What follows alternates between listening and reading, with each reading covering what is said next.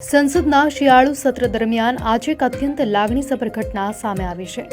વાયનાડના સાંસદ અને કોંગ્રેસના નેતા પ્રિયંકા ગાંધીએ સંસદ ભવનમાંથી બહાર નીકળતી વખતે ત્યાં હાજર અપંગ બહેન ગંગાબેન ઠાકોરને મળવા માટે પોતાની ગાડી રોકી હતી. બનાસકાંઠાના સાંસદ ગેનીબેન ઠાકોરે આ અંગે ફેસબુક પોસ્ટ કરીને કોંગ્રેસની વિચારધારાના વખાણ કર્યા છે.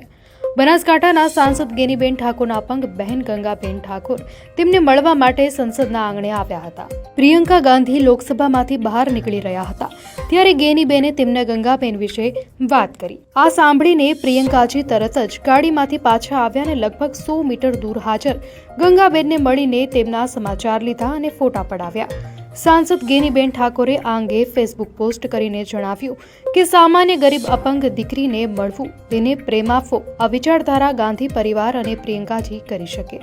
ગેનીબેને કોંગ્રેસની વિચારધારાને સામાન્ય માણસને ગળે લગાવી પરિવારની ભાવના સાથે મળવા સક્ષમ ગણાવી.